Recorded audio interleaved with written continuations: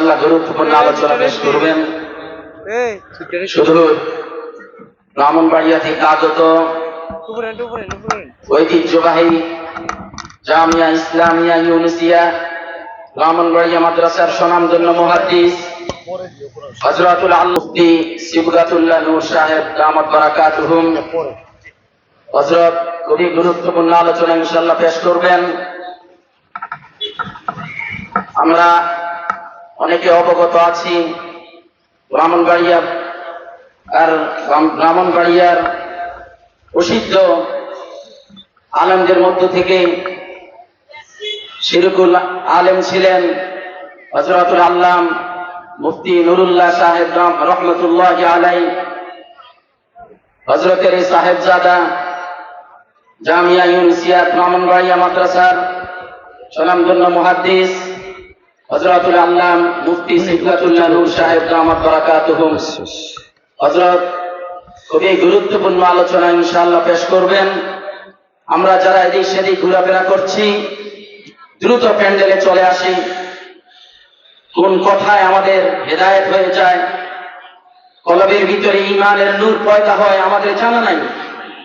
এজন্য সকলের কাছে নিবেদন, ভাই আগামীকাল এই মহাসম্মেলন থাকবে না, আমরা এই মহাসম্মেলনকে সাফল্যমণ্ডিত করে তুলি, আলেম ওলামাদেরকে শ্রদ্ধা করি। আল্লাহ পাক রব্বুল আলামিন আমল করার তৌফিক দান করেন। এখন আমাদের সম্মুখে আলোচনা পেশ করছেন জামিয়া ইউনুসিয়া ব্রাহ্মণবাড়িয়া মাদ্রাসার স্বনামধন্য মুহাদ্দিস হযরতুল আল্লামা মুফতি সিবগাতুল্লাহ নূর সাহেব দামাত বারাকাতুহুম। হযরতকে হযরতের মূল্যবান তাকরির পেশ করার জন্য সবিনয় অনুরোধ করছি। আসসালামু আলাইকুম ওয়া রাহমাতুল্লাহি ওয়া বারাকাতুহু।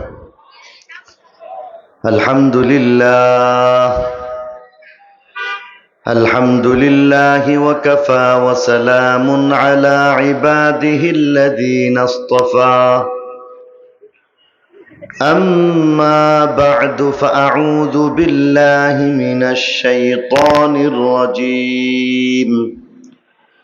بسم الله الرحمن الرحيم.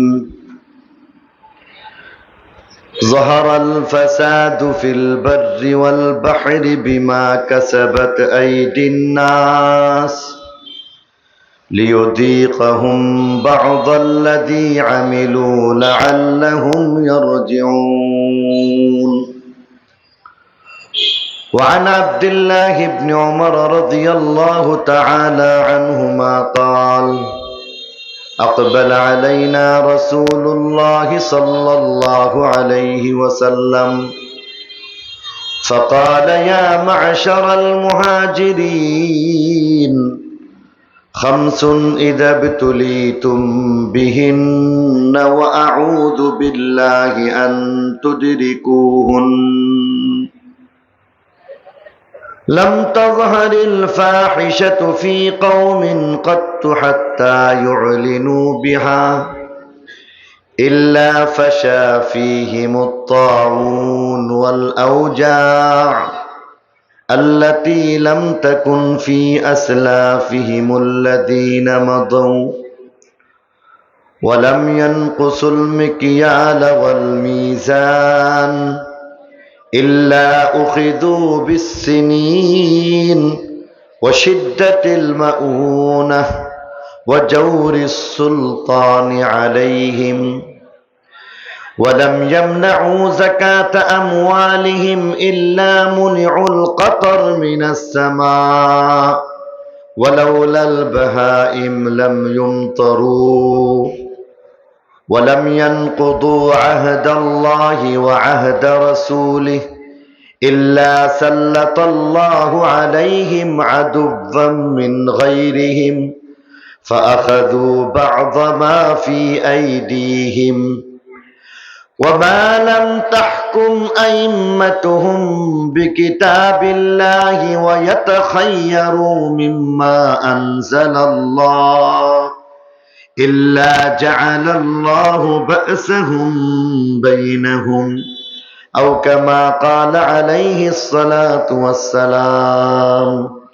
صدق الله مولانا العظيم وصدق رسوله النبي الكريم ونحن على ذلك لمن الشاهدين والشاكرين والحمد لله رب العالمين. اللهم رب السماوات وما أظللنا ورب الأرضين وما أقللنا ورب الشياطين وما أضللنا، إني أسألك خير هذه القرية وخير ما فيها وخير أهلها، وأعوذ بك من شرها وشر ما فيها وشر أهلها. اللهم ارزقنا جناها وحببنا إلى أهلها وحبب صالحي أهلها إلينا. मेरे जनाजे पे रोने वालों, फरेब में हो बगौर देखो,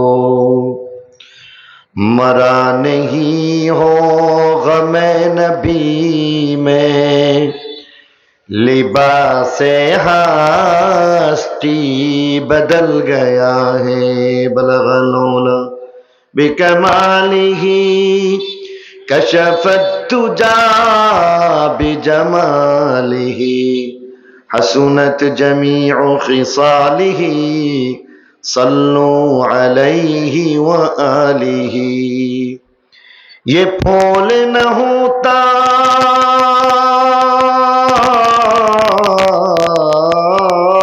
तो कलियों का तबस्सुम भी न होता,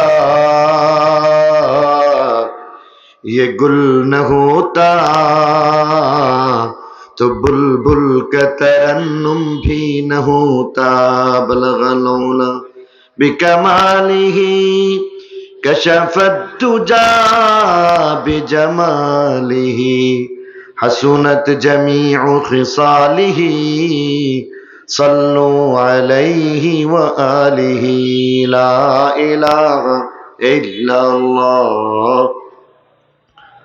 मोहब्बत आवाज दिया पढ़ी ला इलाहा इल्लल्लाह, ला इलाहा इल्लल्लाह, ला इलाहा इल्लल्लाह मुहम्मदुर रसूलुल्लाह सल्लल्लाहु अलैहि वसल्लम। हजरत मौलाना बजलुर रहमान साहेब কর্তৃক প্রতিষ্ঠিত জামিয়া ইসলামিয়া ইমদাদুল উলুম দয়াপুর কুমিল্লার উদ্যোগে আয়োজিত ৯৫তম বার্ষিক ইসলামী মহাসম্মেলনের সমাপনী দিবসের জনাব সভাপতি মুআজ্জাজ ও মুহতারাম উলামায়ে কেরাম, মুরব্বিয়ান ইজাম, বেরাদেরান ইসলাম, পর্দার আড়ালের মা ও বোনেরা, আল্লাহ পাকের দয়া আর মেহেরবানি যে আল্লাহ তাআলা আমাকে আপনাকে বরকতময় এই দ্বীনি মজলিসে আসার বসার তৌফিক দিলেন, আল্লাহর শুকরিয়া হিসেবে দিল থেকে সবাই বলি আলহামদুলিল্লাহ। বরকতময় মজলিস, ওলামা তালাবাতের মজলিস। বলা হয় যে তালিবুল ইলমগণ হচ্ছে নবীজির মেহমান, কারণ আল্লাহ রসুল আসলে আধ্যাত্মিকভাবে এখনো তাদের দেখভাল করে থাকেন। বহুত বড় বুজুর্গ মুহাদ্দিস আল্লামা ইবনুল মুকরি রহমতুল্লাহি আলাইহি, ওনার সম্পর্কে একটা ঘটনা পাওয়া যায়। ৩ জন সাথীকে নিয়ে তদানীন্তন মসজিদে নববীর মধ্যে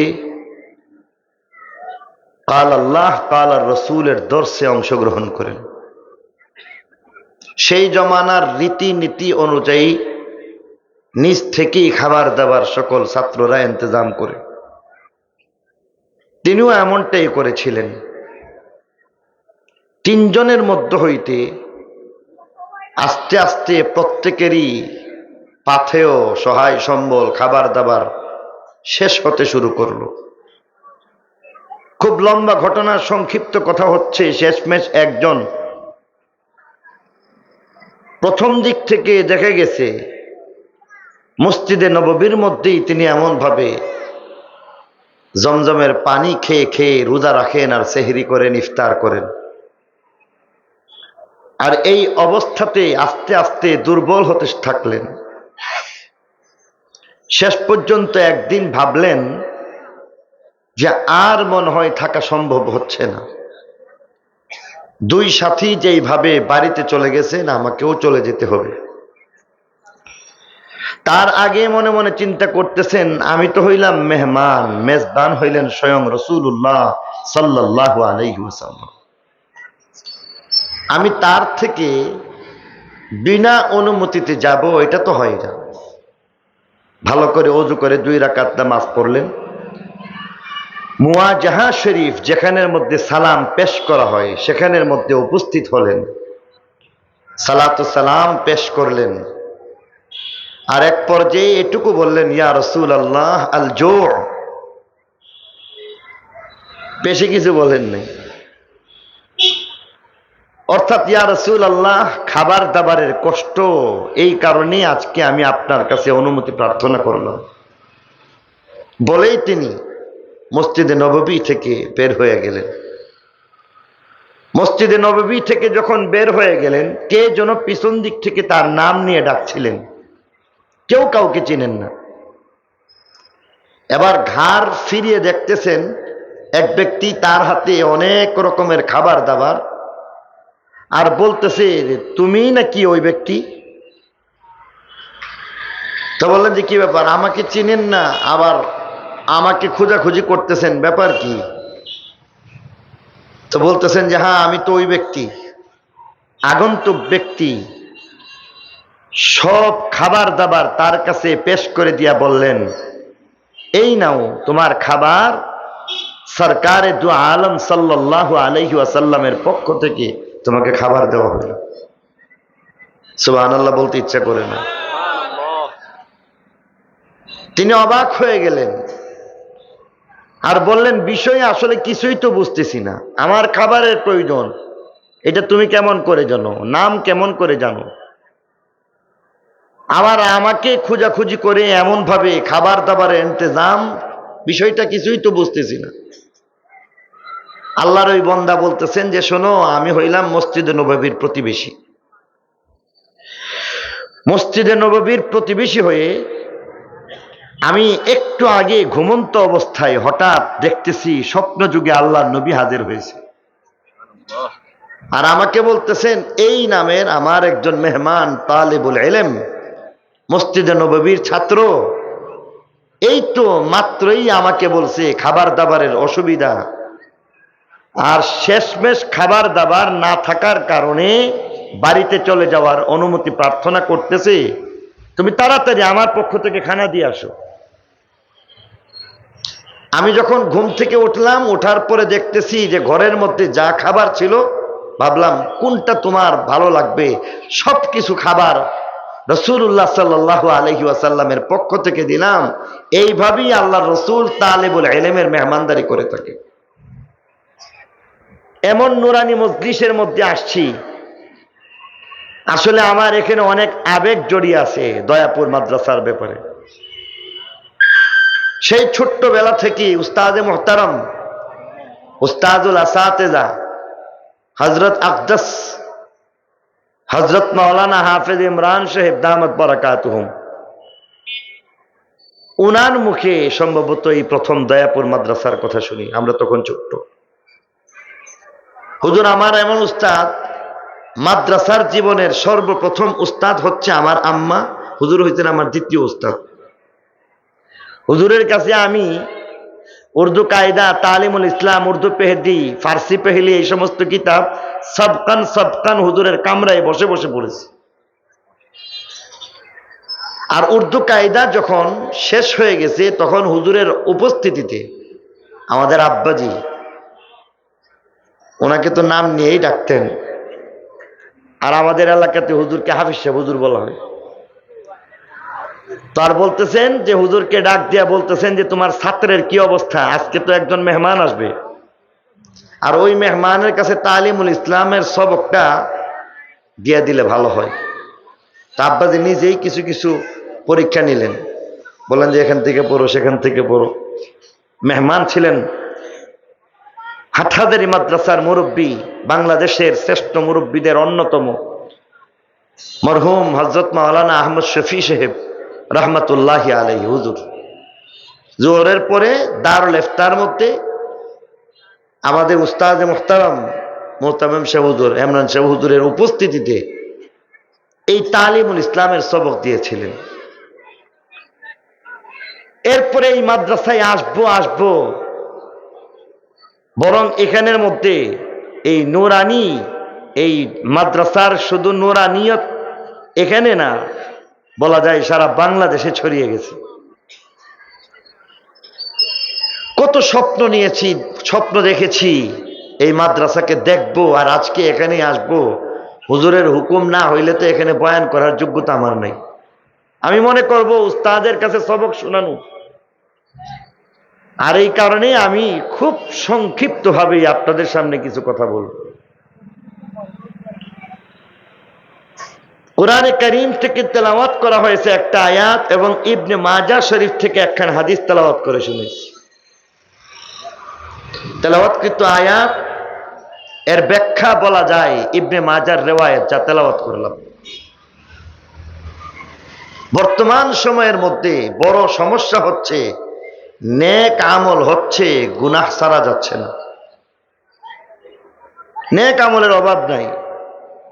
নামাজ পড়ার মতো শতকরা 20 জন লোক পাইবেন, রোজা রাখার মতো শতকরা 30 জন পাওয়া যাইব, যাকাত দেওয়ার মতো লোক কিছু না কিছু আছে, হজ্জের মতো পবিত্র ইবাদত করার মতো কিছু না কিছু লোক আছে,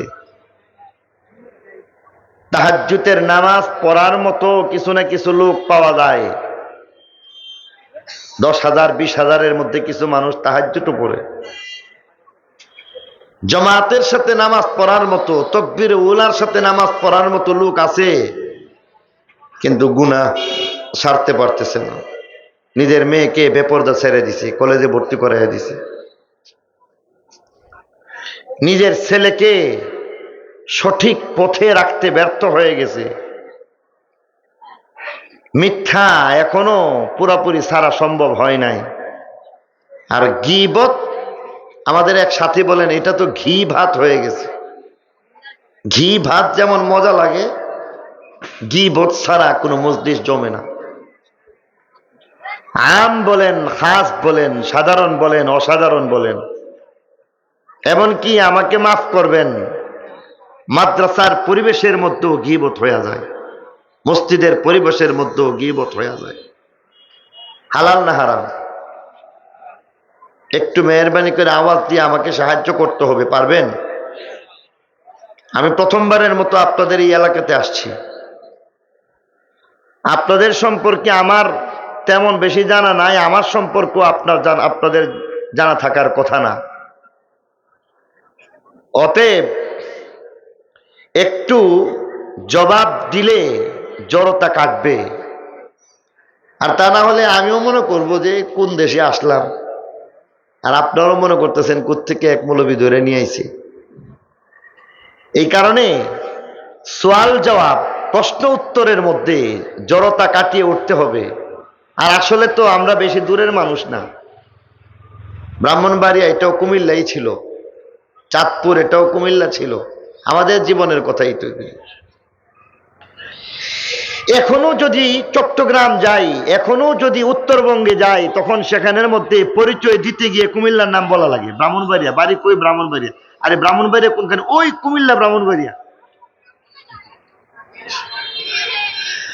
তাহলে মূলত আমরা কুমিল্লা, বৃহত্তর কুমিল্লা, গ্রেটার কুমিল্লার মানুষ, ঠিক কিনা বলেন? আমার একটু সাহায্য করবেন আপনারা? আপনাদের মায়া মমতা চাই, মহাব্বতটা চাই। আপনারা যদি উত্তর দেন বোঝা গেল মায়া মমতা আছে, না হয় বুঝবো আমাকে ভালোবাসলেন না আপনারা।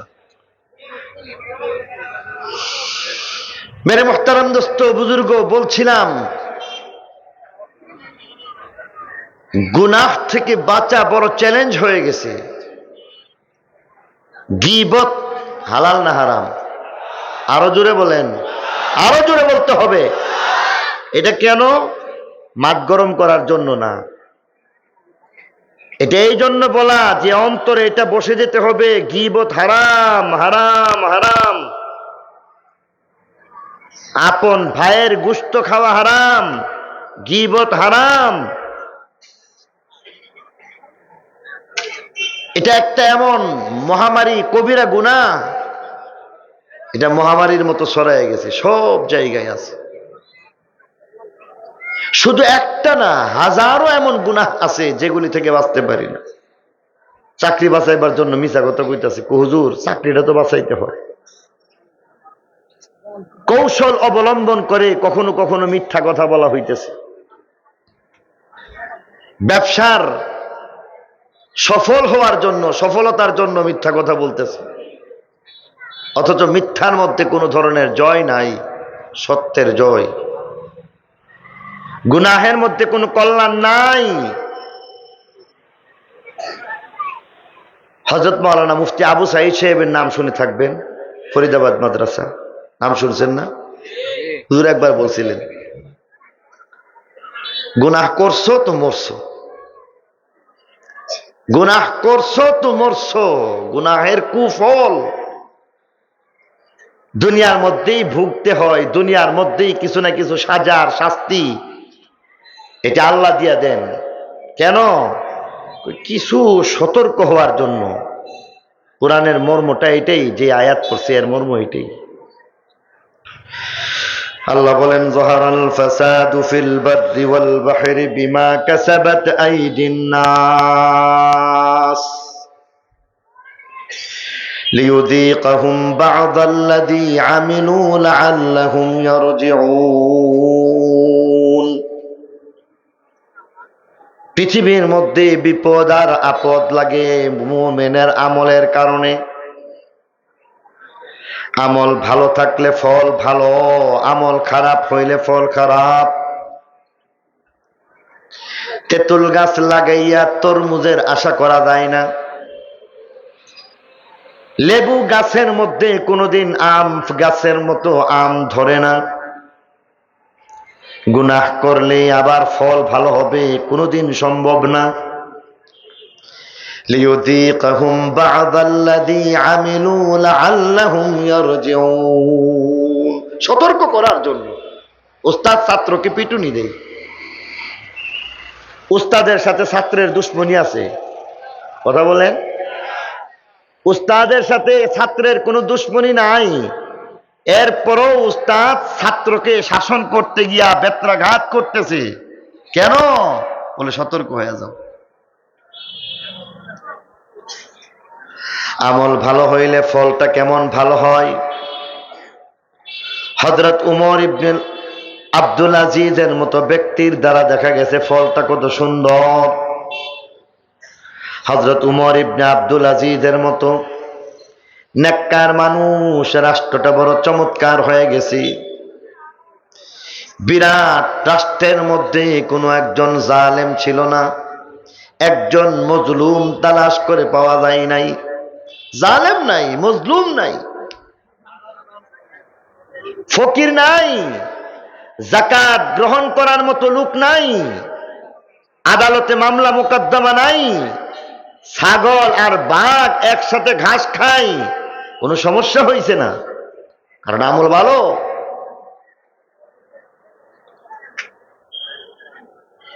দ্বিতীয় খলিফা হযরত উমর রাদিয়াল্লাহু তাআলা আনহু হঠাৎ দেখলেন মদিনার মাটি কেঁপে উঠল, ভূমিকম্প শুরু হয়ে গেছে। লোক সকল, জনগণ সবাই ভীত সন্ত্রস্ত হয়ে ঘর থেকে বের হয়ে গেছে। পক্ষান্তরে হযরত উমর বড় রাগান্বিত হইয়া ঘর থেকে বের হইয়া মাটিকে জুড়ে একটা লাথি দিয়া বলে, শুনরে মাটি, এই জমিনের মধ্যে আল্লাহর হুকুম নবীর তরিকা মতো আমি উমরের ইনসাফের রাজত্ব চলে, সেখানে কেন ভূমিকম্প হবে? এখানে ভূমিকম্প হইতে পারে না। লাঠি দিয়ে বললেন, থেমে যা। বলার সঙ্গে সঙ্গে ভূমিকম্প থামলো। মদিনার মাটিতে আর ভূমিকম্প হয় নাই, কিয়ামত পর্যন্ত ভূমিকম্প হবে না। আমল ভালো ছিল। পক্ষান্তরে আমল খারাপ, তাহলে ফলটাও খারাপ হয়ে যায়। হাদিস শরীফের মধ্যে বিভিন্নভাবে গুনাহের কুফলের কথা বর্ণনা করা হয়েছে। ইবনে মাজাহ শরীফ থেকে একখান হাদিস তেলাওয়াত করে শুনাইলাম। সেখানের মধ্যে আল্লাহ নবী ১৫০০ বছর আগে অনেকগুলি কবিরা গুনাহের কথা জানায় দিয়া গেছেন। আল্লাহ নবী কোথাও তিনি 15টা কবিরা গুনাহের কথা বলেছেন, কোথাও 5টা, কোথাও 6টা, কোথাও বেশি, কোথাও কম।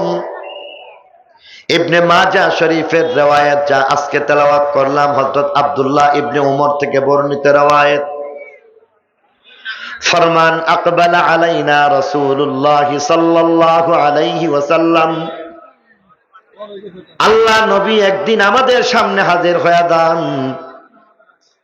আর দয়া করে মায়া করে মুহাজির সম্প্রদায়কে ডাকেন। বলেন ফাকালা ইয়া মা'শারাল মুহাজিরিন, হে মুহাজির সাহাবী, আমি যেমন মক্কা শরীফ থেকে হিজরত করে চলে আসলাম, তোমরাও হিজরত করেছো। বাড়ি ঘর পরিবার পরিজনকে ত্যাগ করলাম একমাত্র আল্লাহর জন্য, তোমরাও এমনটা করেছো।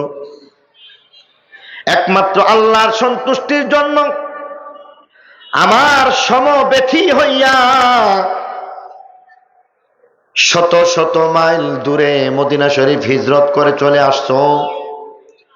তোমরা কেহ আমার আত্মীয়, কেহ আমার গোষ্ঠীগেতির মানুষ, কেহ হয়তোবা আমার এলাকার মানুষ, কেউ হয়তোবা আমার শহরের মানুষ, আমার একেবারে আপনজন। তোমাদের প্রতি আমার একটা হক আছে। অতএব মায়া করে দয়া করে তোমাদেরকে কিছু কথা বলবো, তবে শুনো, এসব কথা কেবল তোমাদের জন্য না, বরং সকলের জন্য। আর হক আছে, এই কারণে মায়া করছি। আল্লাহ নবী আবার গুনাহ সম্পর্কে সতর্ক করলেন। কোন গুনাহের মধ্যে কল্যাণ নাই, কেবল নেকির মধ্যেই কল্যাণ আছে আর উপকারিতা আছে। দুনিয়ার মধ্যে উপকার আছে, কবর হাসর আখিরাতের কল্যাণ চাও, তবে নেক আমল করো। নেক আমলের মাধ্যমে দেখবা তোমার রিজিকের ফায়সালা হয়ে গেছে। নেক আমলের মধ্যে তোমার ব্যবসার ফলাফল ভালো হয়ে যায়। নেক আমলের মাধ্যমে দেখবা যত বেশি নেক আমল হয়ে যাইতেছে, তত বেশি বালা মুসিবত থেকে তুমি বাঁচতে পারো। পক্ষান্তরে গুনাহ হবে, দেখবা একটা একটা গুনাহের কারণে কখনো একটা, কখনো 2টা, কখনো 3টা, কখনো কম, কখনো বেশি, কোনো না কোনো আযাব আর গজব তোমাদের সামনে হাজির হয়ে গেছে। আল্লাহ নবী আবার ডাক দিয়া বলেন, শুনো, সকল গুনাহ পরিত্যাজ্য। কোন ধরনের গুনাহ করা যাবে না, কবিরা গুনাহ করা যাবে না, সগীরা গুনাহ করা যাবে না। কবিরা গুনাহকে যেমন ছাড়তে হইবে, সগীরা গুনাহকেও ছাড়তে হইবে। যদি ভাবো এটা সগীরা গুনাহ, ছোট্ট গুনাহ, তবে তুমি নিজের জন্য প্রস্তুত হয়ে যাও। এই ছোট্ট একটা গুনাহ যদি আল্লাহ মাফ না করেন, তাহলে তো তোমাকে সেই জাহান্নামে যাওয়া লাগবে। ছোট্ট একটা গুনাহের কারণে তুমি জাহান্নামের শাস্তি নিজের উপরে বরদাস্ত করতে পারবে কিনা চিন্তা করে দেখো। এমনটা যদি ভাবো, দেখবা তোমার চোখে সগীরা বলতে কোনো গুনাহ নাই, সব গুনাহই বড়। তবে শোনো, বিশেষ করে ভয়াবহ 5টা কবিরা গুনাহের কথা বলছি। সকল গুনাহ থেকে যেমন বাঁচতে হইবে, ভয়াবহ 5টা কবিরা গুনাহের ব্যাপারে সতর্ক করলাম। উম্মতের নারী আর পুরুষ সবাই সতর্ক হয়ে দাও। উম্মতের যুবক আর যুবতী, উম্মতের শিক্ষিত অশিক্ষিত, উম্মতের ব্যবসায়ী, উম্মতের চাকরিজীবী, উম্মতের রাজনীতিবিদ, উম্মতের উঁচু, উম্মতের নিচু, উম্মতের ধনী, উম্মতের গরিব, উম্মতের কালো আর সাদা, উম্মতের আলেম জালেম জাহেল, সাধারণ মানুষ, কৃষক আর জেলে বলো, উম্মতের প্রত্যেককেই এই সকল গুনাহ থেকে বেঁচে থাকতে হইবে। আর যদি এই সমস্ত কবিরা গুনাহ থেকে বাঁচতে না পারো, ভয়াবহ বিপদ। আল্লাহর নবী এই 5টা কবিরা গুনাহের আলোচনা করার আগে নিজেই আবার দোয়া করে গেছেন। নবী বলেন, আউযু বিল্লাহি আন তুদরিকুহুন, আমি দোয়া করি আল্লাহ যেন তোমাদেরকে এই গুনাহ থেকে বাঁচায় দেয়। মর্ম, শব্দ শব্দ অর্থ না। আউযু বিল্লাহি আন তুদরিকুহুন, সাবধান সাবধান, 5টা গুনাহ বিশেষ করে সতর্ক হয়ে যাও। আমি নবী তোমার জন্য দোয়া করে গেলাম, আল্লাহ যেন তোমাদেরকে বাঁচায় দেয়, তোমরা যেন আল্লাহর আশ্রয়ের মধ্যে থাকতে পারো। এবার শোনো, ভয়াবহ 5টা কবিরা গুনাহ, প্রত্যেকটা গুনাহের কারণে দুনিয়ার মধ্যে আযাব আর গজব চলে আসে, বিপদ আপদ আসে। যদি আল্লাহ মাফ করে দেন কপাল ভালো, আর যদি মহান আল্লাহ রাব্বুল আলামিন তারপরও ক্ষমা না করেন, জাহান্নামের আগুনের মধ্যে পড়ে ধ্বংস হওয়া নিশ্চিত হয়ে যায়। 5টা গুনাহ একে একে এবার বললেন। 1 নম্বর কবিরা গুনাহ, লাম তাজহারিল ফাহিশাতু ফি কওমিন কাত্তু হাত্তা ইউলিনু বিহা। 1 নম্বর কবিরা গুনাহ হইল অশ্লীলতার কবিরা গুনাহ, বেহায়াপনা বেলেল্লাপনার কবিরা গুনাহ। 1 নম্বর কবিরা গুনাহ নির্লজ্জ হয়ে যাওয়া, বেহায়া হয়ে যাওয়া, নির্লজ্জ হয়ে যাওয়া, অশ্লীল হয়ে যাওয়া। শুধু অশ্লীল হয়ে গেলে হবে না, আল্লাহ নবী ফরমান, দেখবা কিয়ামতের আগে এমন একটা অবস্থা হয়ে যাইবে, এই অশ্লীলতার কবিরা গুনাহ একেবারে মাঠে ময়দানে সকলের সামনে দিবালোকের মধ্যে এমন অশ্লীলতার কবিরা গুনাহ চলতে থাকবে, বলি নাউজুবিল্লাহ। তাহলে 1 নম্বর কবিরা গুনাহ অশ্লীলতা। আল্লাহ নবী বলে গেছেন সারা বাংলাদেশেই কম বেশি অশ্লীলতা আছে। ঢাকা বন্দরের মধ্যে আছে, ব্রাহ্মণবাড়িয়ার মধ্যে আছে, কুমিল্লাতে মনে হয় নাই, না একটু কম আছে, না নাই? অশ্লীলতার বর্ণনা করে শেষ করা যাবে না।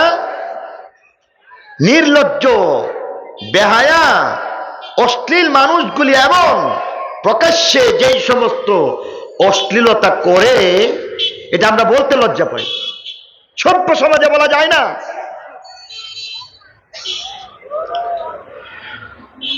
নারীদেরকে আগে দেখছিলাম হিন্দু নারীও পর্দা করছে, আর এখন মুসলমানের বাচ্চা মাথায় কাপড় দেয় না, ঠিক কিনা?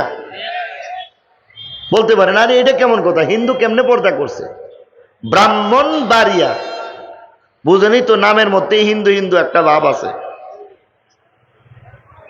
সেখানের মধ্যে আমরা দেখেছি হিন্দু মহিলা মাথায় এমন ভাবে ঘুমটা দিয়েছে, এই ঘুমটার মধ্যে চেহারা দেখা গেছে না। ব্রাহ্মণবাড়িয়ার অনেক আসাদায়ে কেরাম ছাত্র হইতে থাকতে পারে, এমন ভাবে ঘুমটা দিয়ে রাখছে দেখা গেছে না। ব্রাহ্মণবাড়িয়াতে একটা এলাকা আছে নবীনগর কৃষ্ণনগর, নবীনগর কৃষ্ণনগর বাজার থেকে আশরাফপুর যেতে একটা সড়ক ছিল, মাটির পথ।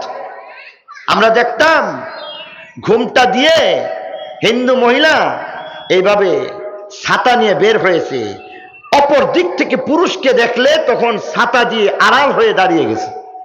পুরুষটা চলে গেছে, নারী তখন গেছে। হিন্দুরাও এমন পর্দা করেছে। আজকের মুসলমান নারী পর্দা করে না, আর পর্দা করবে দূরে থাক, যে কাপড়, এই কাপড়ই তো পরা হয় না। আজকে কাপড় বের হয়ে গেছে, যেই কাপড়ের মধ্যে দেখা যায়, আগে আমরা দেখছি গরিব মানুষ যা করছে এখন বড় লোকরা তা করে। আগে আমরা দেখছি যার বাড়িতে ভালো কোনো কাপড় চোপড় ছিল না, গরিব মিসকিন দিন মজদুরের ছেলে, সে হাফ প্যান্ট পরেছে। আর এখন দেখা যায় হাফ প্যান্ট পরে বড় লোক। গরিব মানুষ যারা, তারা ফাটা সেরা কাপড় চোপড় পরিধান করেছে, আর এখন সিরা কাপড় হাজার হাজার টাকা দিয়ে সিরা কাপড় পরে, প্যান্ট পরে, ঠিক কিনা বলো? কাপড় পরিধান করতেছে, কাপড় পরিধান করার অর্থ এর মধ্যে পাওয়া যায় না। কাপড় তো পরবো ঢেকে রাখার জন্য। আল্লাহ নবী ১৫০০ বছর আগে যেই কথা বলে দিয়ে গেছেন, দেখেন কত বাস্তবসম্মত কথা, আর বর্তমানে অক্ষরে অক্ষরে বাস্তবায়ন হয়ে যাচ্ছে। মুসলিম শরীফের রওয়ায়াত আছে, সিনফান মিন আহলিন নার, আল্লাহ রাসূল ফরমান, দুই প্রকারের জাহান্নামীর কথা আল্লাহ নবী মুসলিম শরীফের মধ্যে বর্ণনা করেছেন। আর এক প্রকারের জাহান্নামের বর্ণনা করতে গিয়া আল্লাহ নবী ফরমান, ওয়ানিসাউন কাসিয়াতুন আরিয়াত, দেখবা এমন নারী কাপড় পরবে তারপরও উলঙ্গ। তখন তো প্রশ্ন হয়েছিল, মানুষের বুঝতে কঠিন হয়েছিল, কাপড় পরিধান করার পরে উলঙ্গ কেমন করে হবে। আর বর্তমানের বাস্তবতা, আজকে কাউকে বোঝানোর প্রয়োজন পড়ে না। আজকে নারী কাপড় পরিধান করতেছে, এই কাপড় পরিধান করার পরেও তাদের হাফ প্যান্ট পরার পরে আর কি কাপড় পরা হয়, এটা নারীরা পর্যন্ত এমন পড়তেছে। সেন্ডু গেঞ্জির মতো এমন কিছু পরতে দেখা যায় নারীদেরকে। কেউ হয়তো পাতলা এমন কাপড় চোপড় পরিধান করতেছে, তাদের পেট, পিঠ, ঘাড়, নাভি পরিষ্কার দেখা যায়, ঠিক কিনা বলেন? এর মধ্যে কিছু মানুষ আছে যারা আবার বলে যে আমরা বুরকা পরি, আবার টেডি মার্কা বুরকা পরে। ফিটিং, টেডি মার্কা ফিটিং। এই বুরকা যখন পরে কাপড় হাতের সাথে মিশে থাকে, আবার আরো মিশাইবার জন্য একটু ফাঁকা করে বুতাম লাগায়, আর লাগায় একেবারে ৮-৭ ভাবে পরিধান করতেছে। বুরকা পরিধান করার পরেও তার অবয়ব, শারীরিক গঠন আর আকৃতি পরিষ্কার বোঝা যায়, ঠিক কিনা বলেন? এই সমস্ত টেডি মার্কা বুরকার মধ্যে পর্দা হয় না। মুখ খোলা রাখতেছে আর মনে করতেছে অনেক কিছু করলাম। একটা মাথার উপর হিজাব ঝুলাইয়া দিছে, আর মনে মনে চিন্তা করতেছে আমি অনেক কিছু করে ফেললাম। বাদ বাকি অশ্লীলতার বর্ণনা এক দুইটা একটু না বললেই নয়।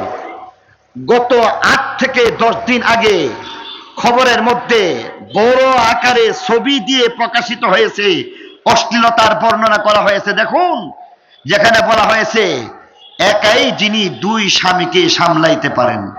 নাউজুবিল্লাহ বলেন, আরো জোরে বলেন। এক স্বামী, এক নারী ২ স্বামীকে সামলানো, এর চাইতে বর্বরতা, এর চাইতে অশ্লীলতা, এর চাইতে জানোয়ারের কাজ দ্বিতীয়টা আর কিছু হইতে পারে না। কুকুর বিড়ালের যেই কাজ হয়েছে, তার দ্বারা সেই কাজ হয়ে গেছে। এমন অশ্লীলতা আজকের বাংলাদেশের বাস্তবতা, ঠিক কিনা বলেন?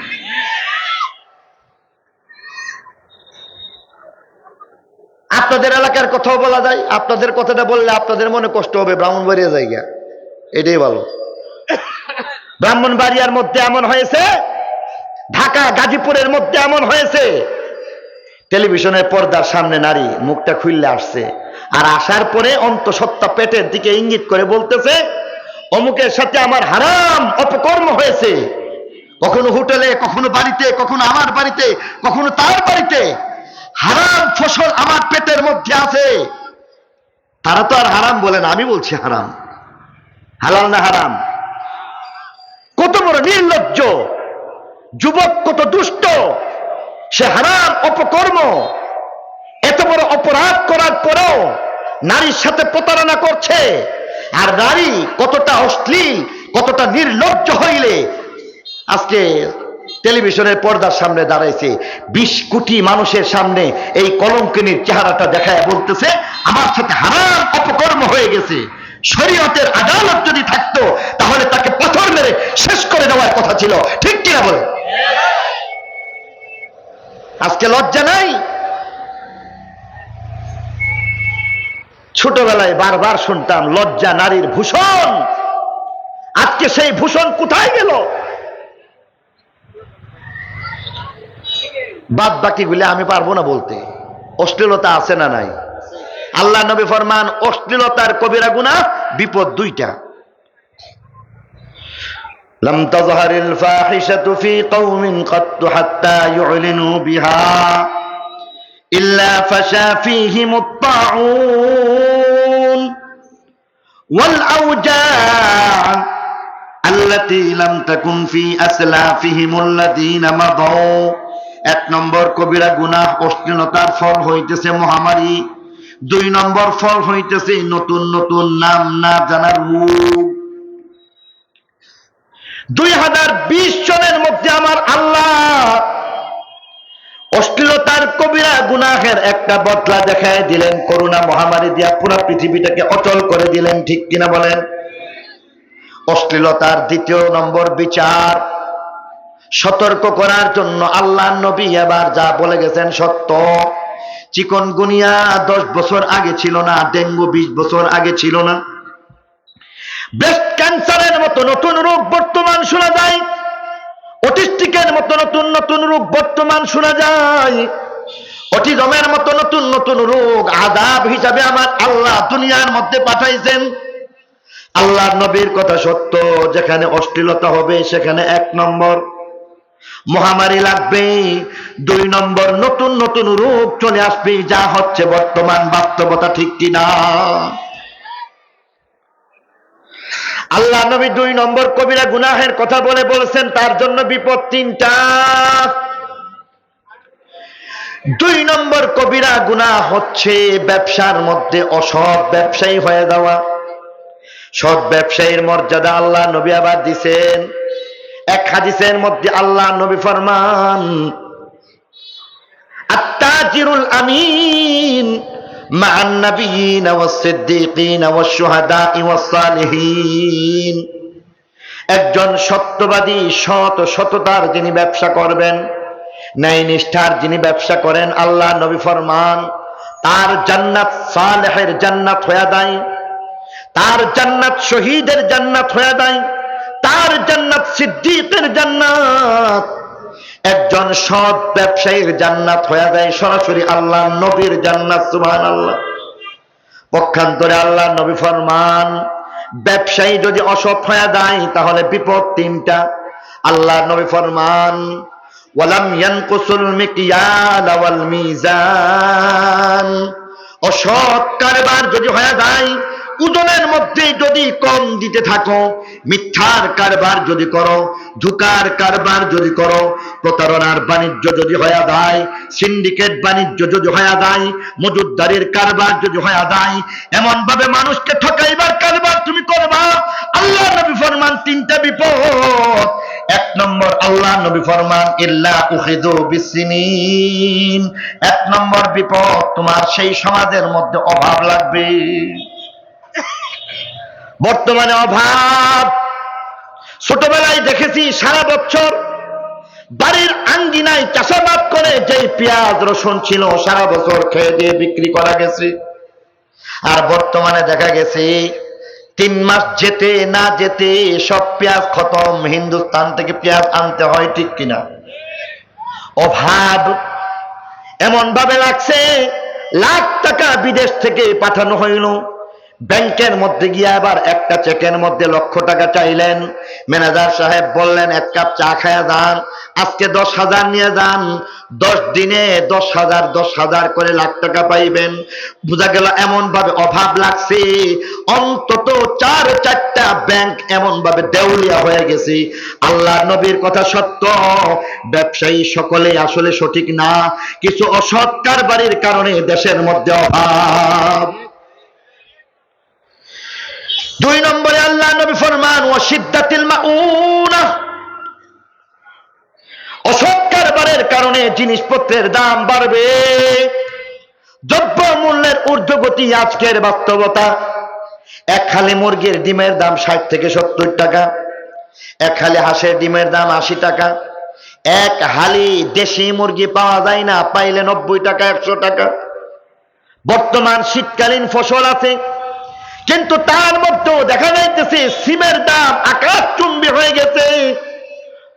এমনকি দেখা গেছে যে কোনো জিনিসের দাম এত বাড়ছে, জিনিসপত্রের দাম কত বাড়ছে লক্ষ্য করেন। দেখেন, সামান্য একটু 14 গ্রামে যাইবেন, গিয়া দেখবেন লাল লাল বাতি জ্বলতেছে, একটা কাটা তার দেওয়া আছে।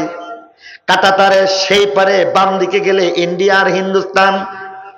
1 কেজি চিনির দাম মাত্র 30 টাকা। মাত্র একটা কাটা তারের ব্যবধানে এই পারের মধ্যে বাংলাদেশে 1 কেজি চিনির দাম 130 টাকা। বাংলাদেশে যে এই জিনিসের দাম বাড়ে আর কমে না, প্রত্যেক বছর নতুন করে দাম নবায়ন করা হয়। বলে যে এটার মধ্যে 100 টাকা লেখা আছে, কোন এটা গতবারের তারিখ, এটা গতবারের রেট, এটাকে নতুন করে রেট ফালাইতে হবে। তুমি 60 টাকা দিয়ে কিনছো, 100 টাকায় বিক্রি করার কথা, আবার গতবারের কথা বলে এখন কেন 250 টাকা লাগাইতেছো?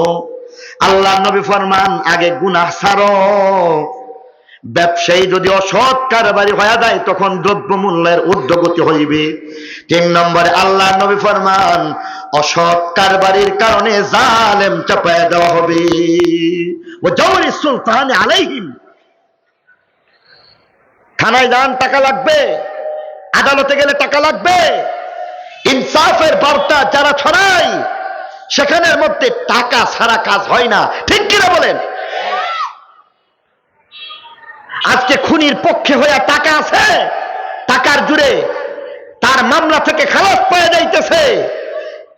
আর আজকে দেখা যাইতেছে আপনি আমি সাধারণ মানুষ যারা রয়েছি, সত্য বিচার নিয়ে গেলে উকিল বলে তোমার টাকা নাই, তুমি হারবা। তোমার কি টাকা আছে? আজকে টাকার বিনিময়ে রায় বেচা কেনা হয়ে যাচ্ছে। প্রত্যেকটা দপ্তরে দপ্তরে ঘুরবেন আর টাকা খরচ করবেন, ঘুরতে হবে না। এই ধরনের জুলুম আর নির্যাতন বর্তমান বাস্তবতা। আল্লাহ নবীর কথা সত্য, ঠিক কিনা বলে? আল্লাহ নবী 3 নম্বর কবিরা গুনাহের কথা বলতেছেন, ওয়ালাম ইয়ামনাউ যাকাত আমওয়ালিহিম ইল্লা মুনিউল কাতার মিনাস সামা। নবী বলেন যাকাত বন্ধ, বৃষ্টি বন্ধ হয়ে যাইবে। বলতে পারেন কেমনে বৃষ্টি? তো দেখা যায় গত 15 দিন আগেও বৃষ্টি হয়েছে।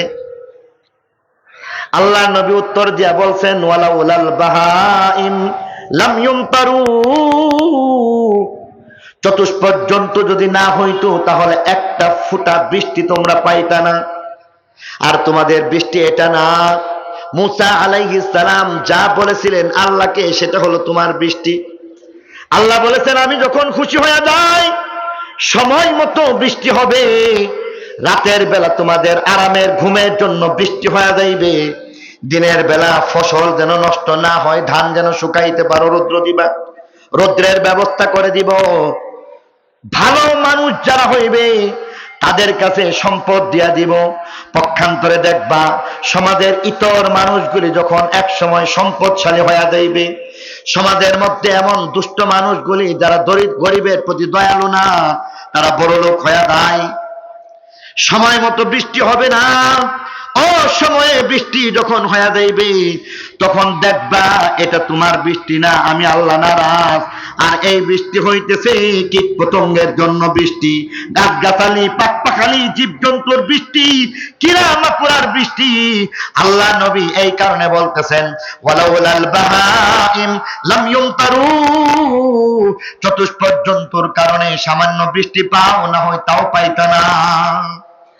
এটা পাও তাদের খাতিরে, এদের জন্য তো বৈশাখ মাস আজ চৈত্র মাস নাই, আমাদের জন্য বৈশাখ মাস আজ চৈত্র মাসের হিসাব। অতএব আমরা যে বৃষ্টি পাচ্ছি এটা আমাদের জন্য নয়, এটা চতুষ্পদ জন্তু আল্লাহর অন্য মখলুকের বৃষ্টি। 4 নম্বর কবিরা গুনাহের কথা আল্লাহ নবী ফরমান, ওয়ালাম ইয়ানকুদু আহদাল্লাহি ওয়া আহদা রাসূলিহি ইল্লা সাল্লাতাল্লাহু আলাইহিম আদুওয়াম মিন গায়রিহিম ফাআখাযু বা'দা মা ফি আইদিহিম। আল্লাহ নবী ফরমান 4 নম্বর কবিরা গুনাহ হচ্ছে যখন আল্লাহ এবং নবীর সাথে কৃত ওয়াদা ভঙ্গ করা হয়, তখন আমার আল্লাহ বিজাতীয় শত্রুকে চাপায় দিবেন, যারা আমাদের প্রিয়দাংশ সম্পদ তারা হরণ করে নিয়ে যাইবে। আজকে আমাদের মধ্যে আল্লাহর সাথে কৃত ওয়াদা ভঙ্গ করার প্রবণতা এটা সবচাইতে বেশি। তালাশ করলে হয়তো এমন মানুষ পাওয়া যাবে মাগরিব পড়ে নেই, তালাশ করলে এমন মানুষ পাওয়া যাবে মাগরিব তো পড়ে নাই, বয়ান শুনছে, একটু পরে আজান হবে, এশার নামাজটা পড়বে না। আছে না নাই? আল্লাহ বিজাতীয় শত্রু যারা আমাদের সম্পদকে হরণ করে নিয়ে যাবে বাংলাদেশেও চাপাইয়া দিছে। বাংলাদেশের কুমিল্লার দয়াপুরের মধ্যে ব্যবসা হচ্ছে, দয়াপুরের মুসলমান মুসলমানের সাথে ব্যবসা করছে, দয়াপুরের মুসলমান যারা ব্যাংকের মধ্যে লেনদেন করতেছে, এই ব্যাংকের ইন্টারেস্ট ব্যবসার একটা লভ্যাংশ, মুসলমানদের কারবারের একটা অংশ, একটা লভ্যাংশ সরাসরি ইহুদি নেতানিয়াহুর কাছে চলে যাচ্ছে। আর সেই ইহুদি গোষ্ঠী সরাসরি ফিলিস্তিনের মুসলমানদেরকে আমাদের সম্পদ থেকে নেওয়া যেই সম্পদ টাকা আছে এগুলি নিয়েই মুসলিম শিশু নারী তাদের বুকের উপর গুলি চালাইতেছে। ঠিক কিনা বলে? আমাদের উপর চাপাই দেওয়া হয়েছে। বিজাতীয় শত্রুর কথা কি কত বলবো, কয়টা বলা যায়? বর্তমানে একটা বিজাতীয় শত্রু হচ্ছে এই বাংলাদেশের মধ্যে ইসকনের মতো বিজাতীয় শত্রু আল্লাহ চাপাইয়া দিয়েছেন। ইসকনের মতো বিজাতীয় শত্রু আল্লাহ এখানের মধ্যে চাপাইয়া দিয়েছেন। তাদের সাহস এত বড় কোত্থেকে আসে? অথচ এদের বোঝা উচিত বাংলাদেশের মুসলমানের টাকা দিয়েই কিন্তু মন্দির চলে। অনেকে হয়তো অবাক হচ্ছেন, তাহলে 2 মিনিট সময় নেই আপনাদের থেকে। বাংলাদেশে মুসলমান কতজন? এই যে আপনারা তো সেই ওয়াদা ভঙ্গ করতেছেন। আমাকে সাহায্য করার কথা বলছিলাম, উত্তর দিবেন বলছিলেন আপনারা, মেহেরবানি করে উত্তর দিতে হবে। রাজি? আপনারা উত্তর দিলে আমি উৎসাহ পাইব। এবার আওয়াজ দিয়ে একটু মেহেরবানি করে বলুন, 100 ভাগ মানুষের মধ্য হইতে বাংলাদেশে মুসলমান কতজন? 90 জন মুসলমান। আর 10% হচ্ছে আমার হিসাবে অন্তত 16 প্রকারের উপজাতি সহ। হিন্দু, বৌদ্ধ, খ্রিস্টান 13 প্রকারের উপজাতি আছে। তাহলে এবার দেখুন, দুর্ভাগ্যবশত বর্তমান বাংলাদেশ এটা এখনো ধর্মনিরপেক্ষ রাষ্ট্র। যতক্ষণ পর্যন্ত নির্বাচিত সরকার পার্লামেন্টের মধ্যে এটাকে বাতিল না করবে ততদিন পর্যন্ত এটাও এই বাংলাদেশটা ধর্মনিরপেক্ষ রাষ্ট্রই হবে। এই অভিশাপ থেকে এখনো আমরা বের হতে পারি নাই। ধর্মনিরপেক্ষ রাষ্ট্রের একটা নীতি হচ্ছে সকল ধর্মের সমান সুযোগ সুবিধা। জানেন তো না? জানেন না?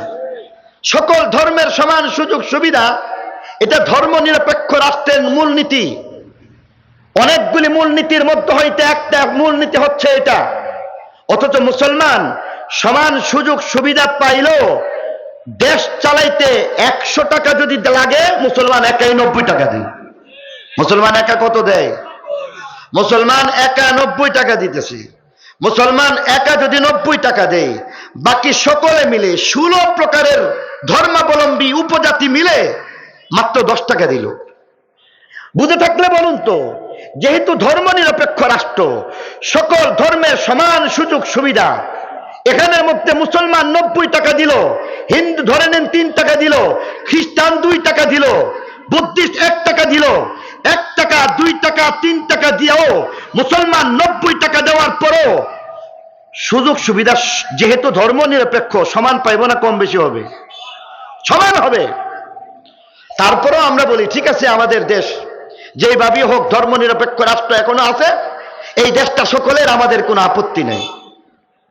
কিন্তু এবার চিন্তা করে দেখুন, সকল সুযোগ সুবিধা সকল ধর্মের মানুষ যদি সমান সুযোগ সুবিধা পায়, মুসলমান 90 টাকা দেওয়ার পরেও ধরেন মাদ্রাসায় 10,000 পাইল, হিন্দু 3 টাকা দেওয়ার পরেও যেহেতু সমান সুযোগ সুবিধা পাওয়ার দরকার, 3 টাকা দেওয়ার পরও 10,000 পাইব না কম পাইব? একটু আওয়াজ দিয়ে বলেন। অনেকে বুঝে না, না বুঝে উল্টা উত্তর দেয়। হিন্দু কয় টাকা দিল? 3 টাকা দিল। মুসলিম কত টাকা দিল? 90 টাকা দিল। মুসলমান 90 টাকা দিয়ে কত পাইল? 10,000 পাইল। এবার বলেন হিন্দু 3 টাকা দেওয়ার পরে কত পাইল? বৌদ্ধ 2 টাকা দেওয়ার পরে কত পাইল? অনুরূপভাবে খ্রিস্টান 1 টাকা দেওয়ার পরে কত পাইল? যদি এই হয়ে থাকে 90 টাকা আমরা দিলাম, এরা 1 টাকা দিয়া 10,000 যে পাইছে, ঘাটতিটা আমরা মুসলমানরা দিচ্ছি, ঠিক কিনা বলেন? এবার পরিষ্কার করে বলতে চাই, আমাদের এই দেশের মধ্যে ইসকন, তোমরা পরিষ্কার করে জেনে রাখো, এই দেশের মধ্যে মুসলমানের টাকা দিয়া শুধু মসজিদ মাদ্রাসা নয়, মুসলমানের টাকা দিয়া তোমাদের হিন্দু, মুসলমানের টাকা দিয়া তোমাদের গির্জা, মুসলমানের টাকা দিয়া তোমাদের পেগোড়া চলতেছে।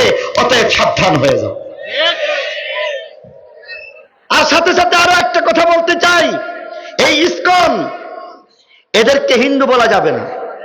ইসকন মানে হচ্ছে ইসকন। কাদিয়ানীদের নাম শুনছেন? আরো জোরে কোন? কাদিয়ানীরা নামাজ পড়ে, দেখান না নামাজ, ঠিক কিনা বলেন? এরা মুসলমান না কাফের? কাদিয়ানী নামাজ পড়তেছে তারপরেও কাফের। ইসকন হিন্দুর মতো যত আচরণ করতেছে, তাদের যে পূজা পার্বণ যা পালন করতেছে, পালন করার পরও ইসকন হিন্দু না, এটাই শুধুই ইসকন। অতএব বাংলাদেশের মধ্যে আজ পর্যন্ত সারা পৃথিবীর মানুষ বাংলাদেশের মুসলমানের উদারনীতি দেখেছে। বাংলাদেশের তালিবুল ইলম মন্দিরের মতো এই প্রতিষ্ঠানকে পাহারাদারি করেছে বাংলাদেশের মাদ্রাসার ছাত্ররা। এর চাইতে উদারনীতি পৃথিবীর মধ্যে দ্বিতীয়টা আর হইতে পারে না, ঠিক কিনা বলেন? কিন্তু দুঃখ লাগে, মুসলমান আর হিন্দুর মধ্যে কোনো ব্যবধান যখন দেখি না, তখন বিজাতীয় ইহুদির সৃষ্ট, এই কথা প্রমাণিত, ইহুদ নাসারার সৃষ্ট, খ্রিস্টানদের সৃষ্ট, অনুরূপভাবে পশ্চিমা রাষ্ট্রের সৃষ্ট বাংলাদেশ, ভারত, পাকিস্তানের মধ্যে সাম্প্রদায়িক দাঙ্গা লাগিয়ে দেওয়ার জন্য এমন সৃষ্টি করা হয়েছে ইসকনের মতো একটা উস্কানিদাতা একটা সংগঠন, ঠিক কিনা জোরে বলেন? অতএব আমরা বলতে চাই, কাদিয়ানী যেমন মুসলমান না, ইসকন তেমনি ভাবে হিন্দু না। কাদিয়ানীদেরকে যেমন অবিচ্ছেদ ঘোষণা করতে হবে, ইসকনকেও বাংলাদেশে তাদের সকল কার্যক্রম সহ সবকিছুকে নিষিদ্ধ করতেই হবে, ঠিক কিনা জোরে বলে? আর যদি তা না হয়, বাংলাদেশের যে জনতা, তৌহিদি জনতা, যারা কিনা রক্তের পরীক্ষা দিয়েছিল, যারা ইমানের পরীক্ষা দিয়েছিল, 2001 সনে হেফাজতে ইসলামের আন্দোলনে, ফতুয়ার আন্দোলনের মধ্যে বাংলাদেশের মধ্যে উলামায়ে কেরাম ইসলামের পক্ষে রক্তের পরীক্ষা দিয়েছিল। 2013 সনে শাপলা চত্বরের মধ্যে রক্তের এমন ভাবে পরীক্ষা দিয়েছিল, রক্তের বন্যার মাধ্যমে অন্যায়কে তুলিচাপ করে দিয়েছিল। 2021 সনের মধ্যে উলামায়ে কেরাম জেল জুলুম নির্যাতনকে মাথা পেতে নিয়েছিল, তারপরেও দাবি আদায় করেছে। 16 বছর অপেক্ষা করার পরে আজকের বাস্তবতা হচ্ছে, সেই 2021 সনের রক্তের বিনিময়ে, 2013 সনের রক্তের বিনিময়ে, 2001 সনের রক্তের বিনিময়ে বাংলাদেশে উলামায়ে কেরামের জেল জুলুম নির্যাতনের বিনিময়ে যেমন স্বাধীনতা আসছে, আবার একটা দাবি আদায়ের জন্য আরো একবার সাপ্লাই যেতে হবে।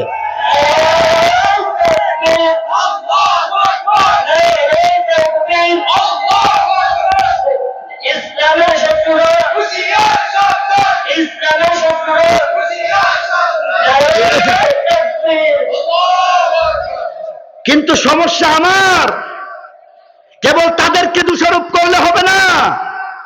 এই বিপদ আমার আপনার গুনাহের কারণে। আগে নিজে ঠিক হন, আগে নিজের গুনাহ ছাড়তে হবে। শুধু তাদেরকে দাবি দেওয়ার মাধ্যমে নয়, আগে তাহাজ্জুদের অভ্যাস করতে হবে, ইস্তিগফারের আমল করতে হবে, সালাতুল হাজাতের আমল করতে হবে, এরপরে বাকিদের ব্যাপারে চিন্তা করেন। আর তা না হলে এর দ্বারা কোনো কাজ হবে না। আল্লাহ নবী ফরমান, যদি আল্লাহ এবং রসূলের সাথে কৃত ওয়াদাকে ভঙ্গ করা হয়, বিজাতীয় শত্রু চাপায় দেওয়া হবে। 5 নম্বর আর একটা কবিরা গুনাহ বলে বয়ান শেষ। 5 নম্বরে আমার আল্লাহ নবী ফরমান, ওয়ালাম ওমা লাম তাহকুম আইম্মাতুহুম বিকিতাবিল্লাহি ওয়া ইয়াতাখায়্যারু মিম্মা আনজালাল্লাহ ইল্লা জাআলাল্লাহু বা'সাহুম বাইনাহুম। আল্লাহ নবী ফরমান, যখন দেশ চলবে মানুষের গড়া মতো বাদ দিয়া, মানুষের গড়া মতো বাদ দিয়া, কুরআন হাদিস বাদ দিয়া, তথা আল্লাহর হুকুম নবীর তরিকা বাদ দিয়া যখন মানুষের গড়া মতো বাদ দিয়া দেশ চলবে, আল্লাহ নবী ফরমান পরস্পর দুশ্মনী এমন ভাবে হবে একজন আরেকজনের দুশ্মন হয়ে যাইবে। এটাই হইল তোমাদের বিচার। এখন দেশ তো মনে হয় কোরআন হাদিস মতো চলে। জুড়ে বলতে হবে। বাংলাদেশ স্বাধীন হয়েছে ৭১ সনে। তদানীন্তন আওয়ামী লীগ সরকার বাংলাদেশের মসনদের মধ্যে বসে কোরআন হাদিস মতো, শতভাগ কোরআন হাদিস মতো দেশ চালাইছে। আওয়াজ দিয়ে বলতে হবে ঠিক কিনা। এই দেশের মধ্যে আমরা দেখেছি সামরিক শাসক এসেছে, তারা কোরআন হাদিস মতো দেশ চালাইছে।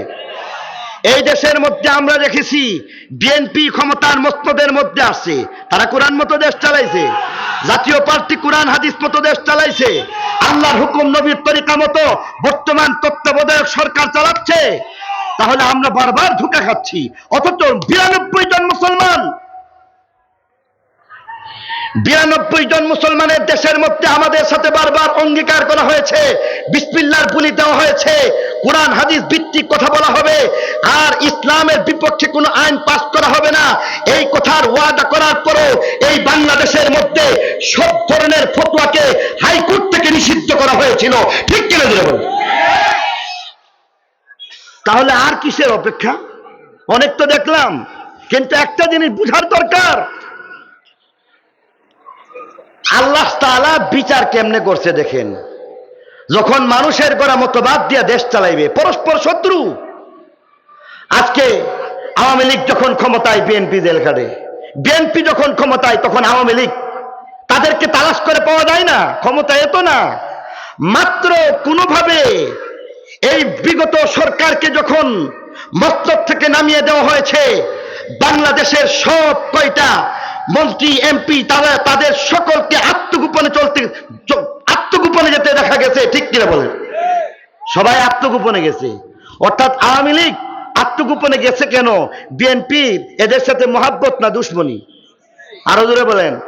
বাংলাদেশের মধ্যে জাতীয় পার্টির মধ্যে এরশাদ সাহেব যখন ক্ষমতার মস্তদে ছিলেন, তখন তো সকলে মিলে, আওয়ামী লীগ বিএনপি সকলে মিলে একসাথে তাকে পদচ্যুত করলো এবং শেষ পর্যন্ত তাকে কমপক্ষে ৫ বছরের অধিক কাল পর্যন্ত জিন্দাখানার মধ্যে বন্দী রেখেছিল। বোঝা গেছে আল্লাহ নবীর কথা সত্য। যদি কোরআন সুন্নাহ বাদ দিয়া, মানুষের গড়া মতো বাদ দিয়া যদি চলো, তাহলে দেখবা আওয়ামী লীগ বিএনপির দুশ্মন, বিএনপি জাতীয় পার্টির দুশ্মন, জাতীয় পার্টি অন্য কারো দুশ্মন। এই হচ্ছে আজকের বাস্তবতা। অতএব অনেক দেখা হয়েছে, আরো কিছু দেখার দরকার আছে, আর কিছু দেখার দরকার নাই। আর দেখতে যদি হয় একটা জিনিস দেখতে হবে, আগামীর সরকার হতে হবে কোরআনের সরকার, আগামী সরকার হতে হবে ইসলামী মূল্যবোধের সরকার, আগামী সরকার হতে হবে কোরআন হাদিস মতো আল্লাহর হুকুম নবীর তরিকার মধ্যে ভিত্তিতে এমন একটা সরকার, যেখানে নেতৃত্বের মধ্যে থাকবে হক্কানি উলামায়ে কেরাম। আর এই হক্কানি উলামায়ে কেরামের নেতৃত্বে, বিশেষ করে হেফাজতে ইসলামের নেতৃত্বে বাংলাদেশের মধ্যে আরো একটা সরকার গঠন হবে, কোরআনের সরকার। তার জন্য আমাদের সকলকে মানসিকভাবে প্রস্তুত থাকতে হবে। ঠিক কিনা বলে বলে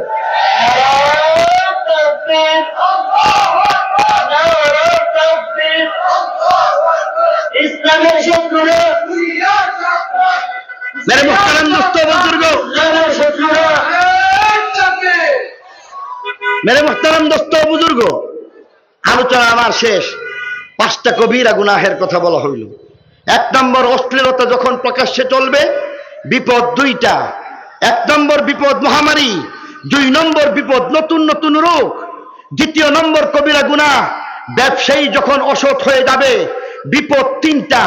1 নম্বর অভাব, 2 নম্বর দ্রব্যমূল্যের ঊর্ধ্বগতি, 3 নম্বর যেখানের মধ্যে আল্লাহ তাআলা জালেমকে চাপায় দিবেন। 3য় নম্বর কবিরা গুনাহ, যাকাত বন্ধ হয়ে গেলে বৃষ্টি বন্ধ হয়ে যায়। 4 নম্বর কবিরা গুনাহ, আল্লাহ এবং রসুলের সাথে কৃত ওয়াদা ভঙ্গ হয়ে গেলে বিজাতীয় শত্রু চাপিয়ে দেওয়া হবে, যারা আমাদের কিয়দাংশ সম্পদ হরণ করে নিয়ে যাবে।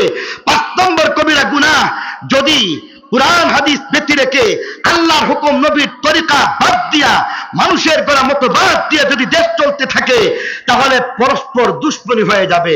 এই সকল অভিশাপ থেকে আল্লাহ আমাকে আপনাকে সকলকে হেফাজত করুক, সবাই বলে আমিন। সাধ্যমতো নেক আমল করব, গুনাহ ছেড়ে দিব। আল্লাহ আমাদের সকলকে তৌফিক দান করুক। আজকের এই মাদ্রাসা, দয়াপুর মাদ্রাসার মাহফিল আল্লাহ কবুল মঞ্জুর করে এলাকার সকলের হেদায়েতের ফয়সালা করে দিক। সুবহান রাব্বিকা রাব্বিল ইজ্জাতি আম্মা ইয়াসিফুন ওয়া সালামুন আলাল মুরসালিন ওয়াল হামদুলিল্লাহি রাব্বিল আলামিন। আসসালামু আলাইকুম ওয়া রাহমাতুল্লাহি ওয়া বারাকাতুহু।